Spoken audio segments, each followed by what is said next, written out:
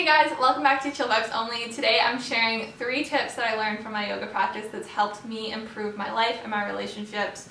And I just wanted to share them with you because I think these are common themes that we hear often on our mat, but we might be distracted or we might not be paying enough attention to really sink them in. And so I just wanted to sit down and share 3 things that have really helped improve my day-to-day life that I've learned through my yoga practice. And I'm going to continue to practice in yoga on and then also off my mat in life. So the first thing I learned is to stop labeling things as good or bad.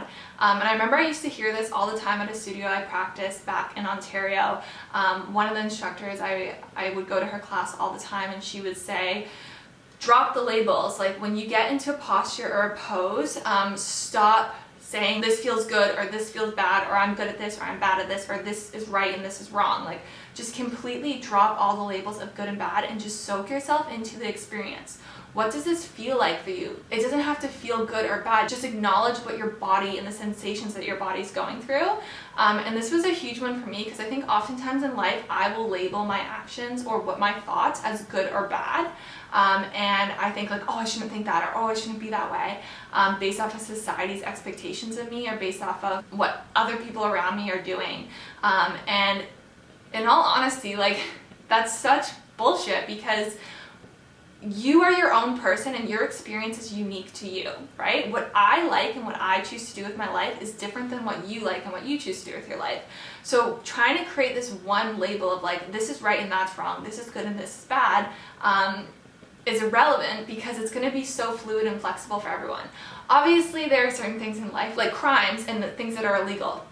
Those are illegal, right? We shouldn't do those things. But I'm talking about just general stuff that you like or dislike, right? Or I may feel like I enjoy a certain activity, and to me it feels good, but to someone else it might not feel good, and that's okay, right? So just stopping with labeling your own actions and instead dropping into your body, dropping into the sensations and thinking like, is this something that I like, right? And how does this feel for me? And it doesn't have to be right or wrong. It could be one way one day and different way the next day, right? Everything changes in our lives. The way we feel will change based off of other experiences that we've been through. So just always checking in and not creating these overarching opinions of right and wrong and good and bad. The next thing I learned is how you respond on your mat on the hardest days, and the hardest days on your mat is how you learn to respond in life.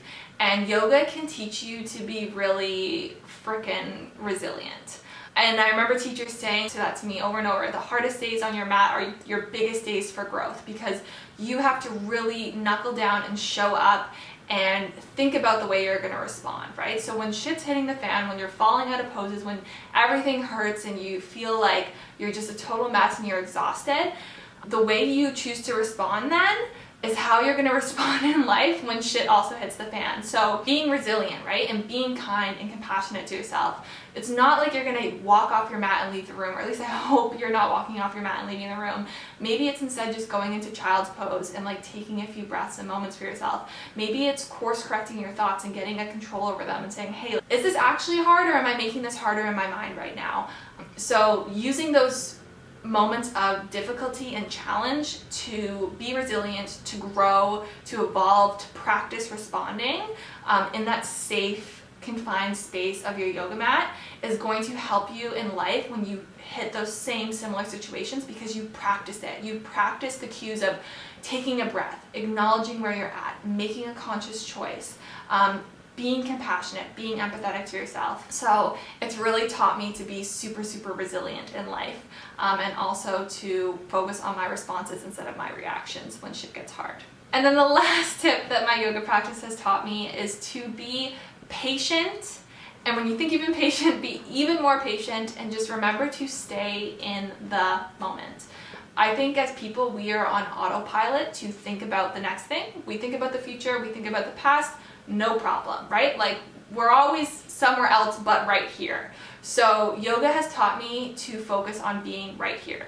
And I know in life there's balance, right? There's yin and there's yang. You're not always going to need to be right here. Sometimes you need to plan ahead, but I think our brains are naturally programmed to do that, and we need to practice instead just enjoying where we're at and being patient with the process and the time and how long it takes to get somewhere. And yoga has truly taught me that, because if I could go in and do all the poses perfectly in my sequence exactly as I want it to be right away, there would be no challenge in that. There would be no growth in that, right? Yoga teaches you to show up every single day, to practice, to be patient, to be there in that room, in that moment, to invest your energy in setting aside 1 hour for yourself. And it's truly taught me that when I get to these big moments in life, to not think about chasing the next, but to just sink in and feel it, right? And when I feel frustrated or anxious that I'm not getting where I need to go, to remember that it's all a process and I need to be patient and I need to just put my head down and keep working and keep showing up, and over time it's going to evolve. And I know that from my yoga practice, because I remember these specific moments in classes where I'm in these poses I never once thought I was going to be in. I just was like, my body's never going to do that. I'm not that flexible. I'm not that strong. And I just showed up and I practiced and I changed my mindset, and I thought, you know what, it's not like I can't do that. It's if I practice enough, I'll get there one day, and one day it's going to happen. And then I get so surprised, and I surprise myself on my mat when I'm standing in class and here I am in this pose I never thought I would be in. And it's because for the last 3 or 4 years I've shown up every single day and practiced it and tweaked it and studied my body and studied how I felt, and I got there. And so if I can do that in my yoga practice, then I can also do that in my everyday life. You just have to be patient, you have to stay present, and you have to be in the moment and be in your body and not rush too far ahead and skip the important steps that you need to take to get to where you're supposed to be going. So yeah, those are the 3 tips I learned from my yoga practice that I've been using in my everyday life. I hope you guys enjoyed this video. Please leave a comment down below of what you learned through your yoga practice. I would love to hear it. So leave a comment down below or message me. I hope you guys are all having a wonderful day. Please give this video a big thumbs up if you liked it, and subscribe, because that really helps this channel. And I'll see you for another video shortly.